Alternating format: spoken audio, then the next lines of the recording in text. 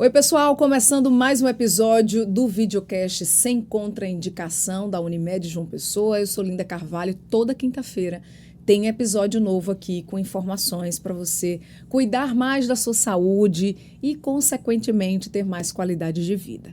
No episódio de hoje, vamos falar sobre anemia e sobre as doenças, que afetam a medula óssea. E aí eu trouxe aqui algumas informações, alguns dados. Por exemplo, o Ministério da Saúde aponta que, aqui no Brasil, 20% das crianças com menos de 5 anos têm anemia.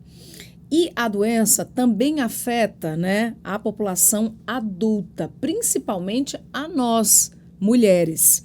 Para esse público, a estimativa é de que 29% tenham a doença. Já com relação aos problemas que afetam a medula óssea, a doença mais comum é a leucemia. De acordo com o Instituto Nacional do Câncer, o INCA, são estimados aí 11 mil novos casos de leucemia no Brasil até o fim deste ano. Para conversar com a gente sobre esses assuntos, trazer aqui dicas, orientações, nós estamos recebendo hoje os hematologistas, doutora Thaís Benevides. Seja bem-vinda ao nosso videocast. Obrigada, Linda. Um prazer, uma satisfação imensa estar aqui. E também conosco, mais uma vez, doutor Roberto Matias. Seja bem-vindo, doutor. Obrigado, Linda. Tudo bem? Bom, como eu falei, já é a segunda vez que o doutor Roberto vem aqui no videocast. Essa é a segunda vez. Na primeira vez que ele veio, no primeiro episódio, foi lá no comecinho do nosso videocast, acredito que foi o 6º episódio, ele falou sobre trombose venosa profunda. Se você não viu esse videocast, tem interesse em ver, é só acessar aqui a nossa playlist para você ter acesso não só a esse episódio, mas todos os outros. Passamos aí de um ano de conteúdo, toda semana trazendo aqui algumas informações, e você tem acesso a todo esse conteúdo aqui no portal unimedjp.com.br/sem contraindicação. Todos os episódios estão, no nosso portal para que você tenha acesso. Além do portal, estamos também no YouTube, no nosso canal no YouTube, se inscreve lá, no Spotify e no Instagram, @Unimed João Pessoa, tá certo? Bom, vamos começar aqui a nossa conversa. Para começo de conversa, doutor Roberto, o que é anemia? Então, a anemia é uma designação de quando a gente tem uma queda de uma das frações do sangue, que é a hemoglobina. E isso varia de pessoa a pessoa. O que a gente tem, por normalidade, é que a hemoglobina da mulher é um pouco mais baixa do que a do homem. Quando essa cifra, chamada hemoglobina, ela cai abaixo de 12 na mulher e abaixo de 13 no homem, isso configura-se anemia, que aí tem diversas causas. E tem tipos de anemia ou é só um tipo, doutora Thaís? Não, tem diversos tipos de anemia. Como você citou anteriormente, na infância e na mulher, basicamente são deficiências carenciais. Basicamente, deficiências de ferro. Então, a mulher tem a menstruação, a perda menstrual mensal. Muitas delas com excesso de perda menstrual mensal, que não é recompensada com a ingesta alimentar. E aí, elas acabam tendo anemia por deficiência de ferro.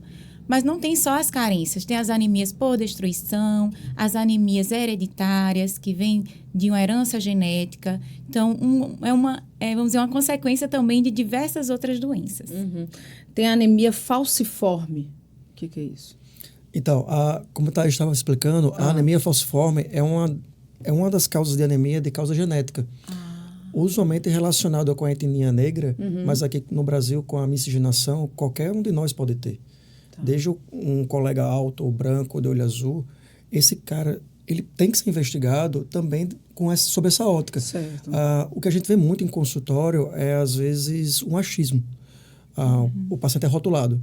Chega um paciente, tem anemia, ele ganha uma suplementação X, usualmente ferro, e às vezes não é isso que ele precisa. Às vezes ele precisa investigar um pouco mais a profundo o que está acontecendo. Um exemplo prático, eu tive uma paciente, uma época, que ela tinha uma dessas anemias genéticas, ela estava sendo suplementada já há um tempo com ferro sem necessidade, o que levou ela a ter uma sobrecarga de ferro. Daí a importância de nós hematologistas nesse contexto. E quais são os sintomas da anemia? Como é que sabe que está com anemia, gente? A função dos glóbulos vermelhos, né, que é justamente a anemia baixa desses glóbulos vermelhos, Sim. é levar oxigênio aos nossos tecidos. Certo. Então, o paciente que está com anemia, ele inicialmente você nota realmente uma palidez cutânea, então a pele fica mais pálida, as mucosas mais pálidas, um cansaço excessivo, começa a ter dificuldade de realizar suas atividades habituais, muitas vezes palpitação, o coração fica mais acelerado para tentar manter as funções orgânicas, também queda de cabelo, unha quebradiça, são assim basicamente os sintomas anêmicos, né? E fora o fator genético, quais são as outras causas que levam à anemia? Nossa, a gente pode ter outras causas, assim, você pode ter tanto por infiltração, alguma outra doença infiltrando a medula, como você mesmo falou, a questão da leucemia, Sim. ou tumores de outros sítios, de outras topografias do corpo, de infiltrar a medula óssea, que é a fábrica do sangue, e você deixa de produzir os glóbulos vermelhos. Você até pode ter, como o Thais acabou de explicar anteriormente, a questão para a destruição, que a destruição pode ser por N motivos, desde infecção a doenças autoimunes. Entendi. Estava se falando aqui das causas, né? De anemia, uma das causas a questão da carência de ferro. Problemas intestinais, de repente, podem interferir também na absorção desse mineral? Sim. O que a gente tem é que nas síndromes desabsortivas, você não absorve adequadamente os elementos, os nutrientes. Tá. Então, dentre esses nutrientes, o ferro ele vai ser apenas uma das parcelas. Eu posso também não ter a absorção de outros nutrientes, outras vitaminas, como a vitamina B12, que é a mais conhecida da população. E você pode ter anemias por causa disso, tanto pela baixa absorção do ferro e a baixa absorção da vitamina B12. Isso acontece num público bem específico, que às vezes é negligenciado, que é o bariátrico. Quando faz cirurgia bariátrica, eventualmente, ele pode ter essas carências. E daí a grande importância do acompanhamento com a equipe que fez a cirurgia. Entendi. No caso, com o endocrinologista, que ele vai flagrar isso. Por que as crianças e as mulheres são as mais acometidas com anemia? Doutora? As crianças a gente indica já repor, Linda, desde a primeira infância, na amamentação até no mínimo 2 anos. Mas a criança ela acaba que não tem tanta ingesta de carne, de folhas verdes escuras, que são né, os alimentos ricos em ferro. Também tem as parasitoses intestinais, né? Sim. As crianças acabam tendo as verminoses. Então, é uma população que é bastante acometida. Já na mulher, como eu falei, a perda menstrual mensal. Isso aí realmente eu acho que é até recorrente no nosso consultório, né? E a mulher acaba tendo também outros distúrbios gastrointestinais. Então, como o Roberto falou, a questão de desabsorção, às vezes vem pra gente com anemia, a gente descobre uma doença celíaca, com intolerância à lactose, pela investigação da anemia. Então, por mais que a gente veja ali uma deficiência de ferro, a gente sempre tem que pesquisar a causa, o que é que levou. Mesmo que eu acho que a menstruação, será que não tem alguma coisa a mais? Será que não tem uma perda, um sangramento gastrointestinal, que também é comum da gente ver? A gente está vendo também câncer de colo retal em pacientes mais jovens. Então, a gente sempre insiste em pesquisar as causas. Mas, basicamente, erros alimentares e perdas, mesmo menstruais ou sangramentos excessivos. É normal ter anemia recorrente? Não é normal nem ter anemia, nem né? ter. Então, eu sempre falo isso. Tem gente que, eu sempre tenho anemia, doutora. Há muitos anos eu tenho anemia. Então, agora a gente vai resolver. Então, a gente tem que resolver. Porque ao longo dos anos vai impactando, né? Na vida mesmo, da qualidade de vida do paciente. Desde uma queda de cabelo que se torna excessiva, desde dificuldade de levantar mesmo. Então, pacientes pós-bariátrica que a gente vê, às vezes aquelas ferritinas muito baixas, parecem sintomas depressivos. Que no começo, até a família acha que você é sonolenta, né? Você é assim. A paciente se acostuma num estado que não é para se acostumar. Ou seja, interfere também nessa questão da funcionalidade do corpo. Totalmente. Como o Thais está falando, esse caso do bariátrico, ele é muito negligenciado. Porque quando ele começa a desenvolver anemia, e às vezes nem a anemia em si, mas a queda da ferritina, que é o espelho da queda do ferro, ele começa a ficar como se fosse mais lento. Então, ele fica com uma fragilidade absurda, tanto de cabelo, pele, e começa também a ter esse sintoma cognitivo. Então, assim, ele fica mais lento no geral. E isso, às vezes, é negligenciado pelo próprio paciente e, às vezes, as pessoas que estão ao redor dele, que acham que é nada demais. e ele meio que vai se adaptando. Anemia discreta, não, isso é tranquilo, eu não preciso mexer. Não é bem assim. Como o Thaís falou, eu tenho anemia, eu tenho que ter uma causa, tem que ser investigada. E nesse contexto bariátrico, realmente ele é muito negligenciado. Entendi. Quero falar sobre um outro tópico aqui da nossa conversa, que é sobre as doenças da medula óssea, né? O sangue produzido na medula óssea. O que é a medula óssea? O que é? Para a gente explicar para quem está nos assistindo. E também qual a importância para o nosso corpo. Para a gente começar aqui essa conversa. Conhecido tutano, né? Então, na verdade, a medula óssea é realmente tutano. Para não... tem gente que confunde com a medula espinhal, né? A medula espinhal é a medula nervosa. Tá. Então, a medula óssea é isso que a gente falou, é a fábrica do sangue. Lá vai ter uma célula chamada célula-mãe, que é a célula-tronco, que vai produzir todos os elementos sanguíneos. Os glóbulos vermelhos, os leucócitos, que eu digo sempre que são nossos soldados, nossas células de defesa, e as plaquetas. Então, é nessa fábrica que vai ser produzido todo o nosso sangue e aí vai circular, né, nos nossos vasos sanguíneos. A anemia pode ser uma doença da medula óssea, e que doença é essa e qual a causa? Então, o que acontece? A gente pode ter, como a gente tinha explicado antes, você pode ter a anemia especificamente como uma causa de alguma doença da medula, certo, ou ela ser a própria causa. Tá. Por exemplo, a gente tem uma doença chamada anemia aplástica, que é como a medula óssea, que é a fábrica, ela entra em falência, em completa falência. É literalmente você tem uma fábrica vazia, sem soldados e sem matéria-prima. Então, é como se a medula ficasse completamente vazia. Então, ela para de fabricar tudo, literalmente. Então, você vai ter anemia, mas não só anemia, vai ter outras consequências também. Você também não vai ter a hemoglobina, você não vai ter o glóbulo vermelho, você não vai ter o soldado, que é o leucócito, você não vai ter plaqueta. Mas a anemia em si é só um dos pontos. Entendi. Mas você também pode ter uma anemia na medula por disfunção da medula. A medula começa a funcionar de forma errada. A própria célula-mãe que Thaís falou inicialmente, essa célula-mãe, ela pode se alterar em algum momento, que é uma mutação, que a gente chama de mutação de novo.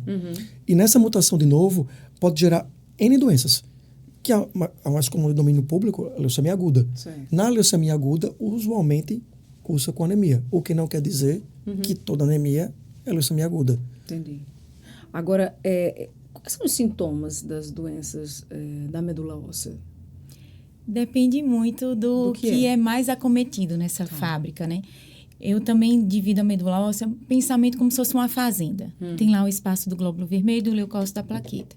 Por um motivo, vai ser invadida por uma célula da leucemia, que é uma célula terrível, chamada de blasto. Ela pode acometer logo essa plaqueta, o espaço da plaqueta, e o paciente começar com sangramentos, com manchas no corpo, sangramentos espontâneos. E pode começar com infecções de repetição, porque os leucócitos estão acometidos inicialmente.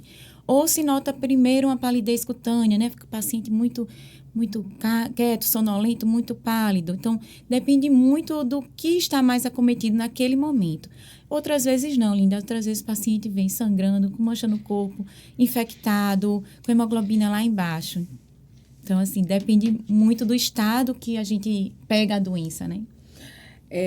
Pegando esse gancho, falando, né, da questão também, inclusive, da leucemia, que é o tipo de câncer que mais afeta crianças e adolescentes. E a gente falou, inclusive, sobre esse assunto no episódio número 40 aqui do Sem Contraindicação, tá? Que a gente trouxe aqui o tema câncer infanto-juvenil, diagnóstico precoce e tratamento. Para você assistir esse episódio, ficou muito bacana, cheio de informação.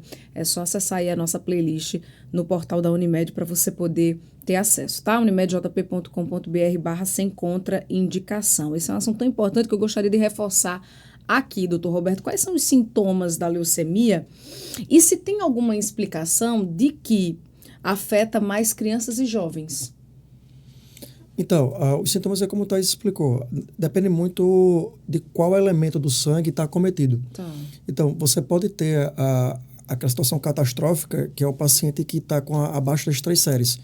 E ele vai ter o sintoma anêmico, que é o cansaço, ele vai ter infecção recorrente e vai ter sangramento. Mas você pode também ter o paciente que ele acomete em parcelas. Tem só o sangramento, ou só o cansaço, ou só a infecção. Um exemplo prático. eu tenho um paciente que tem infecções recorrentes e não sabe o que está acontecendo. E ele fica tratando múltiplas vezes a mesma infecção. Amidalite, uma otite, uma pneumonia, qualquer uma delas. E não tenta investigar o porquê isso está acontecendo. E com a realização do exame extremamente banal como hemograma, você já consegue ter uma ideia do que está acontecendo. Porque o hemograma já te dá uma pista. Então, a realização do exame tão fácil, que sai em 15 minutos, você consegue já ter uma ideia do que está acontecendo. Esse mesmo perfil de paciente, você consegue ver no hemograma algumas dicas do que está acontecendo e até mesmo o clínico geral, não precisa ser hematologista, ele vai conseguir inferir. Opa, isso aqui é um sinal de alerta.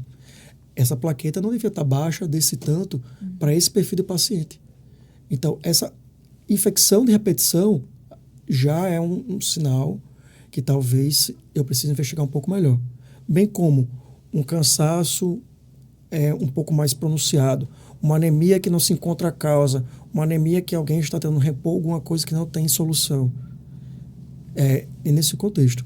Com relação à criança ou adolescente, a questão das mutações de novo. Naturalmente, isso vai acontecer mais com as crianças e os adolescentes. Entendi. E algumas doenças medulares também podem ser causadas por vírus?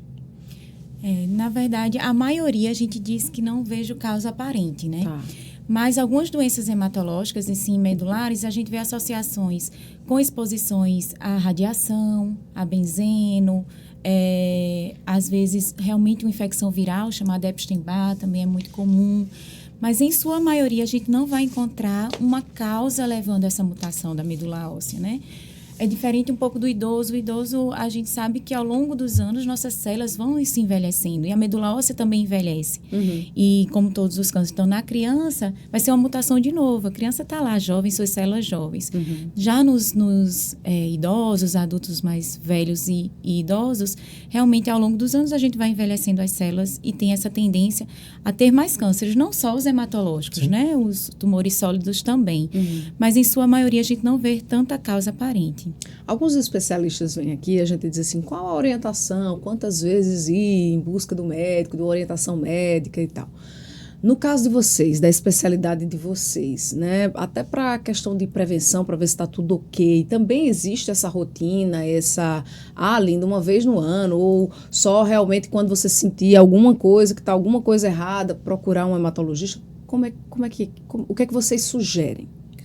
Então, usualmente o hematologista ele é muito um médico porque ele é referenciado. Tá. Usualmente, aconteceu algum evento que um colega médico não entende o que está acontecendo, ele referencia para a gente. Seja da ferritina baixa, do hemograma alterado. Tipo antes aqui da gente gravar o videocast, da gente começar o videocast, a doutora Thais recebeu a ligação e é mais tipo ou menos isso. Sim, sim. Tá. O problema não é a questão do paciente não vir para a gente como uma coisa preventiva, não. O problema é a demora que, às vezes... De detectar e do colega encaminhar para a gente. Esse é o maior problema. De, às vezes, achar que uma coisa é banal quando ela não o é. Entendi. Isso é um problema. É bem, como você falou, a ligação que Thais recebeu anteriormente. Sim. O colega identificou imediatamente, não, tem algo estranho aqui. Isso aqui provavelmente como a gente estava conversando antes, uma neoplasia hematológica. Sim. E prontamente já tentou falar com o hematologista. Esse ganho de tempo, para a gente, é crucial. Essa demora, às vezes, é uma sentença para o paciente. Porque, às vezes, você sai de uma proposta de tratamento curativa para uma proposta de tratamento paliativa. Entendi. Sim. E na hemato, a gente tem uma máxima, assim, tempo é vida. Principalmente nos cânceres hematológicos, leucemias, linfoma, tem outro câncer chamado mieloma múltiplo. Então, essa demora realmente impacta na sobrevida, no que a gente pode fazer para o paciente. Outro ponto, eu acho que também não se automedicar, né? Às vezes a gente tem essa tendência. Roberto citou as infecções de repetição. Às vezes a gente quer tomar a nossa dose de amoxicilina, né? Que o pessoal gosta. E aí vai piorando, vai demorando. Às vezes um simples hemograma também já ajudaria a ele ser encaminhado, ou ele mesmo procurar um hematologista. Então, tentar detectar os seus sintomas e procurar o especialista. Se desejar, o hematologista também é um clínico, né? Então, Sim. algumas pessoas gostam de ir como uma forma do check-up anual. Também não teria problema, porque muitas, por exemplo, da anemia, por exemplo, são repercussões hematológicas de outras doenças. Então, às vezes, o hematologista é aquele que detecta outras doenças, na verdade. Então, na nossa investigação, que a gente fica atrás de causas, do que levou, a gente acaba também encaminhando por detectar doenças levando a alterações do sangue. Nossa, isso é bem comum. A gente, na investigação da anemia, acaba tropeçando no tumor, geralmente de trato gastrointestinal, do pessoal da oncologia sólida. Você está investigando anemia, que não sabe qual é a causa, a gente tropeça no câncer de estômago ou no câncer de cólon. Bem como você falou no início, da investigação da causa da anemia, a gente acaba descobrindo que, na verdade, o doente ele tem uma condição de má absorção, como as doenças do intestino irritável, a Crohn, retocolite, são doenças autoimunes. Então, acaba que boa parte dessas causas de anemia, quando vem para a gente, na verdade, não é uma doença hematológica primária. Usualmente é uma coisa secundária. Então, é isso. Que a gente acaba vendo o que está acontecendo, diagnosticando e referenciando para outro colega. Falando na questão da anemia, o consumo de alguns medicamentos podem provocar? Pode provocar anemia? Com certeza. Pode, né? Com certeza. A gente tem muito problema, principalmente com droga quimioterápica ou com droga imunomoduladora. Mas drogas razoavelmente tranquilas de serem usadas também podem causar anemia. Então, assim, a gente, voltando aqui um pouco ao que a gente conversou no início sobre as causas, a gente tem umas causas mais raras de anemia que são distúrbios enzimáticos. A gente tem algumas substâncias no organismo que fazem o tipo, levo daqui e coloca acolá. São as enzimas. Às vezes a gente tem distúrbio dessas enzimas e que são induzidas por medicamentos. Então, às vezes eu nunca tive nada na vida, invento de tomar um medicamento X. Me apareço com anemia e umas coisas bem pronunciadas. Puxando o gancho que a gente tinha falado antes, que a hemoglobina é 12 ou 13, às vezes tem paciente que chega pra gente com 6, 7, 8. Nossa, eu nunca tive nada. E você começa a investigar, não acha nada. Na verdade, ele tem um distúrbio enzimático, começou a tomar uma medicação X e a medicação induziu isso, porque ele não tem a enzima. Entendi. Chegamos no momento mais descontraído do nosso videocast, que é o Mente Ativa, que é quando a gente descobre e compartilha os hobbies dos nossos convidados. Vou começar com a doutora Thaís, que diz que gosta de viajar, gosta de ir à praia, que gosta de correr também, é corredora.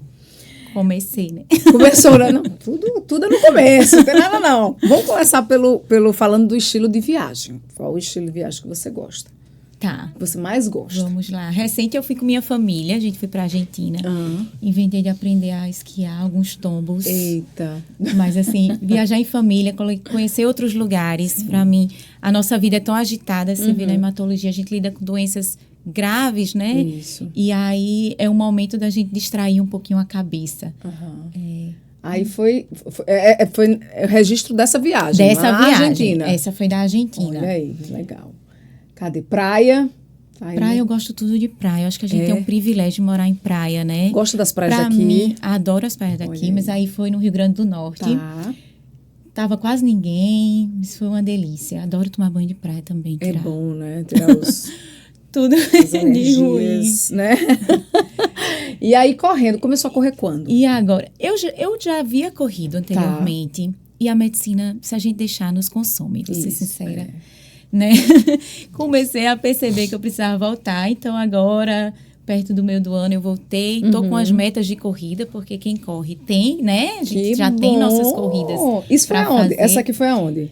Isso foi ali perto do final de Manaíra. Tá. Depois água de coco, cedinho da manhã, sol nascendo. Eu recomendo. Viu? Corre quantos quilômetros? Neste dia foi 5. Mas tá bem, né? 5? Muito bem, olha aí. Bom. Não foi bom? Foi bom. Foi muito bom. Cara, 5 km é bom. Então você já corria e deu uma... Aí parou eu corria e agora na voltou. residência, por incrível que pareça. Depois voltei e já tentei beach tênis. Eu ia botar uma foto, mas como eu não tô indo tanto, achei que era meio, né? Não fazer. E agora eu tô tentando aí, pelo menos, corrida. E tá conseguindo correr quantas vezes por semana? 2 vezes por semana. 2. Mas eu fui no domingo Porque no meu juízo, assim, fim de semana também é dia, né? Que nossa semana é tão corrida. Então, tentando ir pelo menos 2 vezes. Que legal. E sabendo que, viu, dia 1º de dezembro, atenção você também, doutor Roberto também, dia 1º de dezembro tem a corrida da Unimed João Pessoa. Ah, pronto. A corrida da Unimed João Pessoa. Nas próximas semanas a gente vai estar divulgando no nosso Instagram, @Unimed João Pessoa, mais informações, percursos, enfim, todos os detalhes, mas já salve aí na sua agenda. Já Dia irei. 1º de dezembro, a corrida da Unimed João Pessoa, corrida de rua da Unimed João Pessoa, tá bom? Vou agora para o Dr. Roberto, que já veio aqui no videocast. Tô curioso, velho. E tem toda uma... Gente, ele é surfista quase que profissional. Não é isso? Ah, ela exagerou um pouco, pessoal. Não, ele trouxe foto já outra pouco. vez aqui. Poxa, super produção. E olha aí. Ah, Tô cara, de isso aí foi fofo. legal. Isso aí foi legal. A gente tá brigando gostoso. Foi legal isso aí. Que legal. Ele que é surfista, adora surfar e tem conseguido manter a rotina do surf? Ah, depende da maré, sim. Eu diria que a gente tá na maré ruim. Eu acho que faz uns 18 dias que eu não surfo. Ah, então já tem um tempinho, né? Tempinho. Porque depende também da maré, né? Não, depende da maré. Enfim. Depende da maré completamente. A gente fala numa ausência de maré boa. Olha essa foto. Ah, isso é legal. Isso é aqui em João Pessoa. Olha. Isso é ali mais ou menos ali na frente do Coradouro do Bessa. Sim, Aí é que mais ou menos uns 500 metros da praia. muito legal. Assistiu às Olimpíadas? Deu tempo de assistir ou ver alguma coisa, acompanhar os nossos Sim. surfistas, né? A Ah, gente teve aí com certeza. a história do Gabriel Medina, depois, né, a nossa medalha de prata de Tatiana, o Weston Webb, também teve, né, a do Medina, e a gente ficou acompanhando. Não, essa foto foi, né, Foi uma foto muito feliz. Doutor. foi uma foto conceito aí das Olimpíadas de Paris 2024, viu? Não fez também aquela montagem, não, né? Que a turma começou a fazer a montagem, colocando seu rosto no Sim, colocando não, ele. não, O senhor não entrou nessa Não, trend, não, como se não, fala, né? não, Na rede não, social, não. trend. Não, de jeito nenhum. Não, né? Mas foi uma foto bem bacana, bem interessante. Foto fantástica. Não foi? Muito bem. Então, tá devendo aí na questão do surf, mas por conta da maré, né, doutor? Ah, com certeza. Deixando bem claro. Por conta da maré. Bom, vamos voltar aqui à nossa conversa. Quero entrar agora no tema de prevenção e diagnóstico da anemia e também de doenças da medula. Doutor Roberto, alguns alimentos, vocês até citaram já aqui alguns alimentos que podem ajudar na prevenção da anemia. Tem como a gente trazer aqui mais alimentos que fazem parte do nosso dia a dia, que às vezes a gente consome sem nem saber que está sendo benéfico e que tem essa funcionalidade? Na verdade, eu diria que o que a gente precisa ter é uma alimentação balanceada, sem exageros. Porque, naturalmente, se comer muitos alimentos que for muito rico em ferro, eu vou ter outros problemas. Mas o grande segredo é uma alimentação balanceada. Mas se a gente realmente for focar alimentos que usualmente não vão causar anemia ou vão me ajudar a não ter anemia, são os alimentos que são ricos em ferro, vitamina B12 e ácido fólico, que é basicamente o que já tinha comentado antes, que é a carne vermelha e os vegetais folhosos verdes, um tom de verde mais escuro. Então, assim, mas eu gosto de dizer que, na verdade, o segredo é a alimentação balanceada. Porque, invariavelmente, se você for começar isso, você vai acabar tendo anemia por outras causas. Eu cresci ouvindo assim: vai, menina, come feijão, que é para poder ter ferro, ficar com a saúde, não ter anemia. Não tem isso? Tem. O feijão, bem colocado. O feijão realmente E o fígado. E o fígado? Nossa, Esse esse é difícil de convencer os pacientes, mas enfim. O feijão realmente, ele é um vegetal que tem muito ferro. Tem um em particular que você falou do feijão, eu lembrei de outra coisa, que eu acho que você vai lembrar desse também. De falar muito da beterraba. Sim, Nossa, da beterraba. A beterraba tem um problema. Historicamente, a gente acredita que a beterraba tem muito ferro, mas ela não tem muito ferro. Muito açúcar. Ela tem muito açúcar. Olha aí, gente. Ela tem muito açúcar, é o contrário. Ela tem ferro? Ela tem ferro, mas não na quantidade que a gente imagina ter. Então, assim, na verdade, ela é muito rica em açúcar. Sim. Então, assim, desmistificando um pouco essa coisa da beterraba, que às vezes a mãe fica forçando a coitada da criança. Vai, menina, toma essa coisa com beterraba. Eu acho que alguém se sinta... Então, ela não é rica em ferro. E também tem um detalhe. Pensando no ferro especificamente, a gente tem um problema. Pensando nos colegas vegetarianos e veganos. Nós temos vegetais ricos em ferro? Temos, mas temos um problema cabal aí, que é a questão da biodisponibilidade. Então, o ferro do vegetal, ele é menos biodisponível do que o da carne. O que quer dizer isso? A gente absorve melhor o da carne. Então, naturalmente, para eu atingir uma cota alimentar adequada, eu teria que comer muito mais vegetal, o que, por proporção, se torna quase que impossível. Entendi. E tem algum alimento que pode, de repente, inibir a absorção do ferro? A gente pede, por exemplo, principalmente quando a gente vai repor, para não repor junto da alimentação. Preciso ter uma acidez, né? O ácido clorídrico, para a gente absorver melhor esse ferro. Então, a vitamina C ajuda, mas tomar com banana, com leite, tipo esses leites enriquecidos com ferro, acho é meio sem sentido, eu preciso de acidez. Café também inibe essa absorção, chocolates, então tem que tentar espaçar. Quando a gente vai repor, eu peço assim, pelo menos meia hora antes de uma refeição, 1 hora após a refeição, de preferência com suco cítrico, laranja, acerola, caju, maracujá, limão, esses sucos cítricos ajudam a absorver também e evitar esses alimentos mais básicos, assim. Você falou no café e eu me identifiquei, porque eu adoro café. E aí, depois do almoço, geralmente quem gosta de tomar café tem o hábito de tomar aquele cafezinho. Almoçou, vai tomar. Esse cafezinho pós-almoço, de repente, pode inibir essa absorção do ferro que está no feijão, que eu comi no almoço. É por aí. É por aí. Você não vai tomar uma canecona. Toma um pingadinho, um expressozinho, assim, para tentar. Ou espera pelo menos meia hora. Pelo menos meia hora dessa refeição, para tentar absorver todos esses elementos. Nas minhas receitas, eu até costumo escrever os alimentos. Para dizer, não quer dizer que você vai comer isso todo dia. Sim. Mas quer dizer que você tem que ter na sua semana, como o Roberto falou. Tudo é moderação, né? Se você conseguir distribuir esses alimentos na sua semana, você vai manter seus níveis dos alimentos de medula óssea adequados. Entendi. E quais são os exames que são solicitados para justamente diagnosticar a anemia? Então, depende muito do direcionamento que você está dando para a causa. Se a gente está imaginando que a causa é por carência de ferro, usualmente vai se pedir o perfil do ferro. Mas se você imagina que é uma causa secundária, por exemplo, doenças mais da nossa área, imaginando que seja uma doença primária da medula, como mieloma múltiplo, o direcionamento é outro.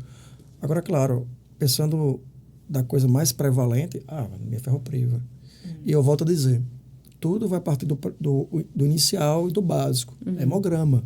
O hemograma é o pontapé inicial do raciocínio e o pontapé inicial de tudo, que é um exame super barato, super fácil acesso em qualquer local. Então, a partir do hemograma, ele próprio vai te dar dicas, seja para o hemato ou para o clínico, do que está acontecendo. Se o direcionamento maior é para uma causa genética, ou se é para uma fatalidade de uma infiltração, ou se realmente é carencial. Pensando em carencial, o perfil do ferro. Voltando a desmistificar algumas coisas, né, que a sociedade, que as pessoas às vezes acabam achando, por exemplo, tem pessoas que costumam olhar essa membrana aqui que reveste a pálpebra ou até mesmo a palma da mão. Aí tá muito branco, nossa, você tá anêmica, nossa, você tá anêmico, vai pro médico, não sei o quê. Isso tem alguma relação ou também é coisas que as pessoas acabaram adotando e que não tem nada a ver? Bom, é curioso isso aí. Faz parte do exame físico, né? Mas dizer o grau de anemia pela mucosa e pela palma da mão, a gente já não pode falar. Tá. Mas a gente sabe que são áreas de fácil avaliação, né? Se eu for olhar só a cor da pele, não. A gente tem, né, diversos tons e cores de pele. Sim. Mas a mão, eu acabo às vezes comparando com a minha, né? Porque acho que estou bem. Acho que estou bem, foi ótimo. Acho que estou bem. Tá tudo bem. Mas, assim, são áreas mais acessíveis de tentar uma certa avaliação pelo exame físico, porque, lógico, tem que sempre, né, um exame laboratorial vai junto com a história e com o exame físico, mas por aí não dá para realmente dizer, né? Eu acho que nossas mães, né, avós, essa menina está muito pálida. fica muito subjetivo, mas ajuda algumas vezes sim de a gente determinar esse grau. No caso das gestantes, tem alguma recomendação para elas? Como é que é? Gestante tem várias recomendações, né? Primeiro, eu sempre falo, eu acabo atendendo um nicho de gestante, você tem que se preparar para gestar, né? Porque tá ali um ser que vai se alimentar do que você vai se alimentar. Então, primeiro a gestante tem que suplementar antes o que for preciso, seja o ácido fólico ou o próprio ferro, porque a demanda metabólica dessa gestante vai ser muito maior. Então, quase todas vão ter um grau de anemia por deficiência de ferro, tanto na gestação, terceiro trimestre, quanto na amamentação. A amamentação expolia muito ferro também. A mãe já não vai, a lactante não vai se alimentar tão bem, está cuidando ali de outro ser. Então, realmente acaba que quase todas ou tem que suplementar, fazer suplementações durante toda a gestação. Algumas até endovenoso, porque a gente não tem aquele tempo todo de esperar melhorar. E para que elas possam gestar e ter seu filho de uma forma mais saudável, né? E um parto tranquilo também. Tem alguma relação da amamentação com a anemia nos bebês? Eu acho que de cuidado. da amamentação em si causar anemia, você fala? Não, de evitar. Sim, aí depende também do contexto, como o Thaís estava explicando, de como a mãe se alimenta. Porque, assim, digamos que a mãe ela não se alimenta de forma adequada, não tem uma dieta balanceada. Naturalmente, ela vai prover para a criança um leite de baixa qualidade. Nessa brincadeira de prover um leite de baixa qualidade, a criança pode ter anemia. Ah, entendi. E no caso, para evitar anemia nas crianças, quais são as recomendações? Então, realmente dos primeiros meses, a criança já começa a suplementar ferro. Se ela continua, tem criança que vai parar de amamentar com 6 meses, né? Quando começa a alimentação, a introdução alimentar. Isso. Mas aquelas crianças que se mantêm amamentando, pelo menos até os 2 anos de idade, elas têm que suplementar ferro. Eu peguei uma época, várias crianças com deficiências de B12, também associado. Algumas até que eu investiguei a mãe tinha deficiência de B12, a gente vê raro em criança, mas aquela mãe já tinha deficiência e a criança também teve deficiência de B12 já nos primeiros meses de vida. Então, tem as consultas de puericultura, né, que eles vão fazer essa análise de crescimento, desenvolvimento da criança, do bebê, e aí dá para detectar também se ela vai ter alguma carência, mas basicamente já sai repondo o ferro aí. O doutor Roberto estava falando da questão dos vegetarianos, enfim, né? E aí eu queria também lhe perguntar os cuidados, né? Como é que essa população pode fazer para evitar a anemia, já que não consome determinados alimentos que podem ajudar nessa prevenção? Nessa população específica, o vegetariano e o vegano, ele vai se comportar mais ou menos como um bariátrico. É interessante que eles façam consulta de rotina, não necessariamente com o hematologista, mas eles têm que ter acompanhamento com o clínico. Não, vou passar com o hemato direto, também não tem problema, como o Thaís falou. O paciente pode passar com a gente de forma de prevenção, mas fato, invariavelmente, em algum momento, muito mais o vegano do que o vegetariano, pela restrição maior de proteína, ele talvez vá ter, sim, uma deficiência de ferro. E nessa deficiência de ferro vai acarretar anemia. Então, e de B12, né? Porque a B12 ela só existe nas carnes e vísceras. Então, um pouco no leite e derivados de leite. E os veganos, eles não comem nada, né? De carne. Isso. E aí, alguns a gente tem que deixar eles repondo também vitamina B12, aí como se fosse contínuo. Enquanto eles forem veganos, eles vão ter que fazer essas suplementações. Eu quero entrar na questão do tratamento. Anemia tem cura? Tem. Então, a gente vai entrar na discussão anterior. Se for uma anemia secundária, por exemplo, que é o mais comum, eu tenho uma mulher que tem um sangramento menstrual aumentado por causa de um mioma, eu tenho uma anemia por perda. É uma anemia ferropriva, por carência de ferro, mas por perda, porque está sangrando. Então, a partir do momento que eu determinei qual é a causa, eu tenho que tratar a causa, necessariamente. É como o Thaís explicou no início. Se eu tenho uma anemia, eu tenho que saber qual é a causa. Se não atacar da causa, todo o contexto não acaba, vira um círculo vicioso. Você vai tratar um sintoma e não tratar a causa. Necessariamente, eu tenho que saber qual é a causa para tratar a causa. Outro exemplo prático, eu posso ter uma paciente que tem uma anemia, mas sendo uma causa genética. Por exemplo, a anemia falciforme que você comentou no início. Tem cura? Não, é um traço genético daquela pessoa. Então, ela vai ter uma hemoglobina mais baixa e vai ter várias outras coisas além disso. Mas é um traço genético. Uma coisa que é extremamente tranquila de se lidar. O paciente tem talassemia, que é um outro tipo de anemia. Existe um tipo de talassemia que, na verdade, não causa nenhum prejuízo para o indivíduo. Mas ele tem anemia. Qual o problema para ele? Nenhum.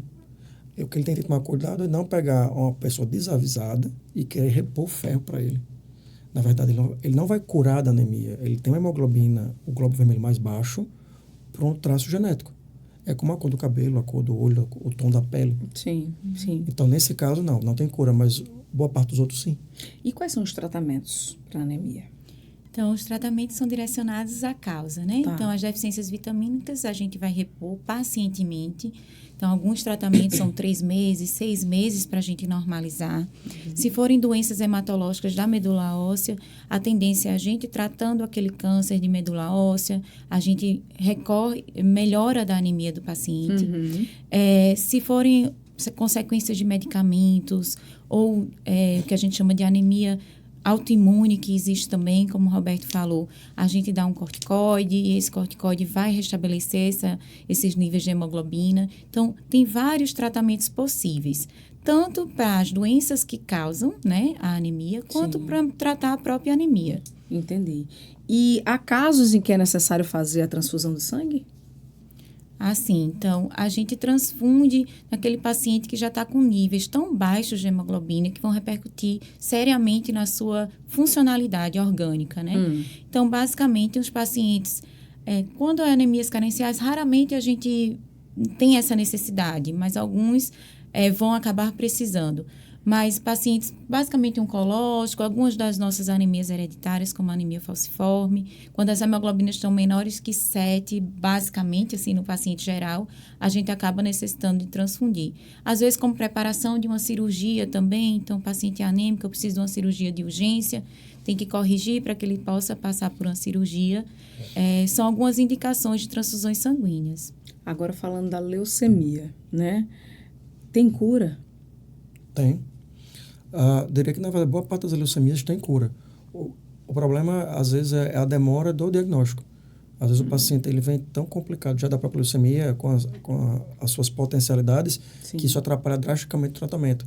Porque o tratamento da leucemia, depende de qual seja ela, usualmente, se for leucemia aguda, você pode pegar o paciente num momento muito ruim, no momento que ele está com a hemoglobina muito baixa, que ele está infectado, está fazendo infecção de repetição, infecção grave e sangrando muito. Então, nesse contexto, fazer uma quimioterapia nesse contexto, que é o que vai ter que acontecer, é muito perigoso, mas ele não tem outra opção. O próprio tratamento vai ser nocivo para ele, mas é a chance de cura dele. Então, eu diria que o pior problema que a gente pode ter não é o lidar com a leucemia, não, é o atraso do diagnóstico. E quando que o transplante de medula é recomendado? Para quase todas as leucemias agudas, a gente indica transplante de medula. Hoje em dia já existe também terapias-alvo, que a gente chama, são medicamentos específicos para as mutações. Sim. Mas a maior chance de cura do paciente com leucemia aguda realmente é o transplante de medula. Existem subtipos que não precisam, mas em sua maioria vai precisar, né? A gente lidou recentemente com a filha de Roberto Justus, ela submeteu-se a transplante de medula óssea com um doador não aparentado, ela tinha um doador do banco, que isso é importante também, né? A gente sempre incentiva a doação, né, de medula no banco, mas realmente será a maior chance de cura desse paciente com leucemias que ele conseguir ir para transplante. Vou pegar esse gancho para dizer a você que está aí nos assistindo se você já pensou em ser um voluntário de medula óssea e o quanto esse gesto é importante, né, para ajudar aí a salvar muitas vidas. Você pode fazer parte, inclusive, do Registro Brasileiro de Doadores, voluntários de medula óssea. Para isso, é só procurar o Hemocentro aqui na Paraíba, né, fazer a coleta de sangue, ver se você está apto e fazer o seu cadastro também. Linda, como é que faz para ter mais detalhes, saber mais informações? Anote aí o telefone.